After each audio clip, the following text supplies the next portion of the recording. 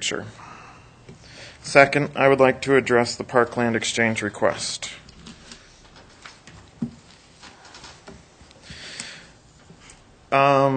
I don't think that it would be a Thompson development project without some sort of confrontation, even though the proposal was never meant to be adversarial.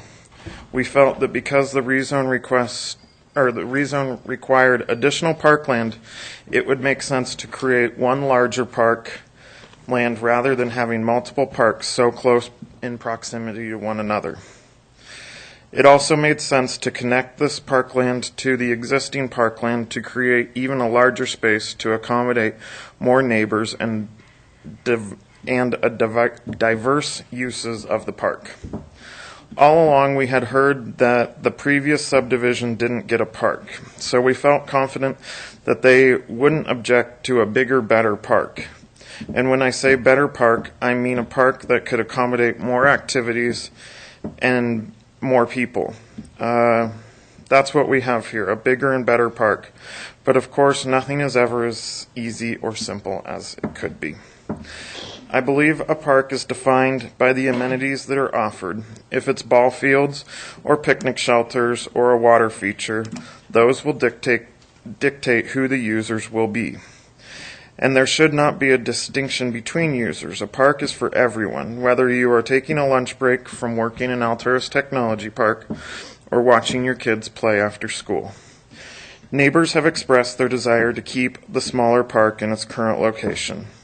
We do not feel that the reasons for objecting to the new proposed parkland have much merit. Regardless of this, the neighbors have clearly indicated their preferences. We have considered different proposals that would include increasing the size of the park in its current location.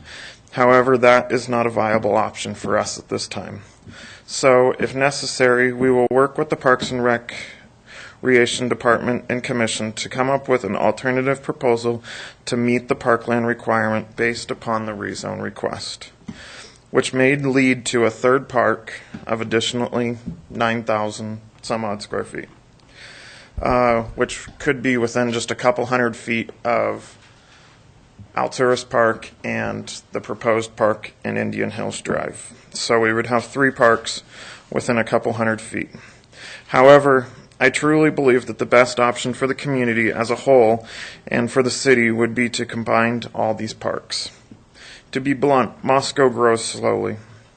And I did some calculations, and just on our property holdings in the southeast area of Moscow, if we dedicate parkland as necessary for each phase of growth, the city could end up with potentially over 40 small pocket parks and no larger community parks.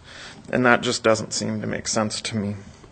We ask that you approve the rezone and the comprehensive plan amendment requests as recommended by the city staff, and follow the recommendations of the Parks and Recreation Commission in approving the parkland exchange. Thank you, and I would be happy to answer any questions that you guys have at this time. Thank you, Mr. Thompson. Council have questions, Tom? Garrett, I think you said you referred to Phase 2 as the holding, and I think you meant Phase 3. Yeah, Maybe I misheard you, but Phase 3 is the area that's the kind of the holding pattern for this is Phase 3 right here, and it's zoned R2, which we just always intended that to be. I think you just referred to it as Phase 2, but anyway, I just wanted to make sure I was clear that you were actually referring to Phase 3. Okay, yes. Good. And then I don't know if I can ask you a timing question, but it sounded like you were interested in accommodating a potential. That right there. Yes. Would that be? Are you suggesting that would be added to the Phase 2 timing, or does that not enter into any of this? I'm sorry, I don't follow, Tom. I guess what I'm asking is, were you saying that this piece, the GB piece over here, would be added to the same timing of the development over here to accommodate the need that you're anticipating or hearing from somebody to? What we are thinking is that we would do phase 2 and phase 3 simultaneously. Okay. So I'm trying to figure out how the timing of the roads going in and so forth. We're looking Trying to at doing it understand that. simultaneously, possibly starting as early as this coming fall, and doing all of phase 2 and 3 simultaneously. So then we can allow this business to expand in Moscow. Any other questions? Is that it? I had a question about I'm still a little bit not understanding the sizes. If the park proposal does not get approved, then we have to add somebody has to add another 9,000 acres to park. If it feet. does get Square feet. I'm sorry? Square feet. 9,000 square Square feet. feet, what did I say? Acres. Oh, 9,000 acre I don't have that park. many to give. He says with authority, yeah. So, yeah, good. No, sorry, 9,000 square feet. And if it does get approved, what's the addition that needs to happen? Did we hear that number, or is that not really a number? If I might. The overall total is the 1.23 acres that Mike referenced. 12327. Yeah, so that would be the ultimate Still happen size. if this gets approved. The park net dedication requirement would actually increase if the exchange does not get approved, because a portion of the proposed park location is zoned R2. Goes back If to- the RO boundary gets pushed westward slightly, then there'll be a little bit larger area that will have that additional 4% increase applied to it. And And that's the what only gets you- reason why the 9,000 acre piece. No, the Or 9,000... 9,000 feet. The Sorry. 9,000 square feet is the entirety of what was the Phase 3 lot, so the GB and the RO, but going straight up north to the prior Phase 3 lot boundary. Right. If that remains, if the council decides to not accept the exchange, but to approve the zoning as recommended by the Planning and Zoning Commission, which would shift the RO boundary just to be coincident with the residential lot boundaries to the west, then the additional park dedication requirement is that 9,000, Okay. 914. That- Now, that's that- a little bit larger than if you accept the proposal, because part of Because this of the remains RO. R2, and it doesn't Right. change. Okay. It's a very, very minor change. It's a few hundred square feet. It's not a big difference between the two. But there's a slight difference, and that's why the number moves a little bit depending upon what the ultimate zoning configuration looks like. Thanks. Wayne? This question's also for Bill, and it's pertaining to the same subject. But don't they still have the option of payment in lieu of?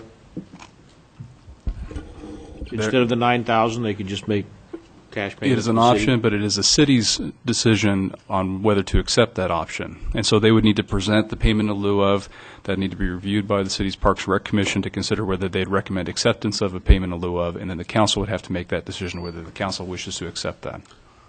Mayor, if I may, Yes, I Gary. think we're getting awfully close to discussion in I- the middle of the public hearing. I hear you. So other questions for Mr. Thompson? Yes, Walter? Tom broached the subject, I think, of phasing. Under the current platting, not the proposed, but the current, when would the current platted park be available to the city to try to figure out how to develop? If you go with the existing platted park right here, or with this, it is, excuse me, both of those are in phase 2. So the next phase, So the current platted park either would or, occur when phase 2 occurred. yes. And following, I think you already answered it, but following that, if the park exchange occurs, it also occurs with phase 2. So there's Correct. no timing change here at all? No. They will get a park as soon as phase 2. Okay, thank you. Thank Other you. questions for Mr. Thompson? Okay, thank Okay, you. Thank you. Other testimony in support of the proposed changes? Good evening, Madam Mayor, council members, city staff, and neighbors. My name is Susan Wilson, 208 South Main Street, Suite Number 2 in Moscow, and I also represent Thompson Development and have been working with Garrett on this application. I want to say thank you to Mike and Bill and Dwight for their time, because they've spent a lot of time with us on this, and to the neighbors. Thank them for coming to the neighborhood meetings and to coming P&Z, and then, of course, this evening. It's a theme that we've I've heard, certainly I think you guys have too, when it relates to Indian Hills subdivisions, is that, I want a park. And with the proposal, Thompson Development is proposing for Indian Hills 6th edition to give them a larger, more versatile park. Like Garrett said, when this was first proposed, we never really anticipated there'd be much objection, because you'd think, well, usually we've said, look, this parkland is required based upon this development, not all the previous subdivisions, but upon this development. So, if we're talking about a larger park, that means the neighbors in the previous subdivisions, are going to have more of an opportunity to enjoy larger spaces and potentially more activities. So it really wasn't anticipated there'd be so much discussion about it. And the neighborhood meeting that we had certainly discussed some of the parkland. There was positive and there was some negative, and I think we had probably about, I want to say, 9 to 11 people at the initial neighborhood meeting. We went to planning and zoning, or right before planning and zoning, we received those petitions that I'm sure you guys have seen in your packet that listed a whole list of things that we felt were, wow, it was kind of news to us. We certainly would have liked to see some of those at the neighborhood meeting to be able to dialogue and address them, and unfortunately none of the neighbors at that time had approached so that we could be able to dialogue it. Some of the people that we did contact on that petition told us, well, we were told that you just didn't want to do a park and you're going to put it out and we're never going to get one, and we want a park, so we signed it.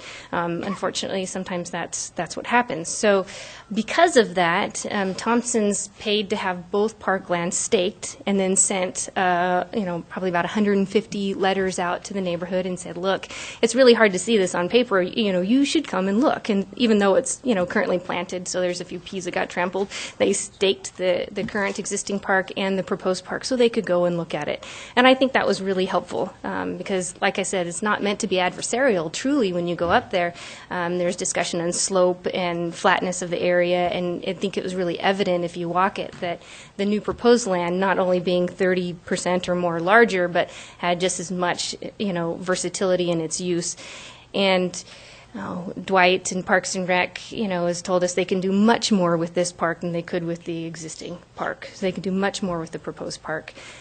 One of the other issues I think is really beneficial is there's some fabulous views, and that corner particularly with this proposed park, it's right for residential development. I'd love to put a house up there because they're going to be unobstructed views. I mean, they're beautiful views, and it would be great for the city to take an opportunity to preserve those for the public's benefit. There's some views in the other parkland too, but they obviously potentially be surrounded by residential and eventually maybe obscured, and I just you're not going to have that with what the proposed parkland is. Another issue that came up in the neighborhood meeting, at least one of the citizens. Neighbors reiterated the fact that they are concerned about the safety of Indian Hills Drive. And, when relocating the parkland to Apony, you're going to have arguably a much quieter, safer residential street for access to a park than you will off of Indian Hills. So I think, like I said, I would encourage you greatly to follow the recommendation of Parks and Rec Commission and approve the parkland exchange as it's proposed. The rezone, I think the RO zone is a natural transition between the existing residential and the general business. And when the R2 zone was originally put in place, it was a holding zone. And we talked about making sure there was some type of opportunity potentially for Alturas to expand, and and it's always market based. So we can't guarantee that there's not going to be something else back in front of you depending on what the market does. And then, of course, the original proposal that we had went through, and at least went through the preliminary plat, we were told, the market's going to, they like larger lots. So we were proposing to get rid of some of those lots, and that same proposal is incorporated into what's before you tonight. And with that, I respectfully request that you approve the rezone application, the comp plan amendment, and the Parks and Rec's recommendation for the parkland exchange. And if you have any questions regarding the preliminary plat itself or any of the engineering questions, I'd invite you to address Jack Hammond with Hammond Engineering, who is here this evening and is the project manager.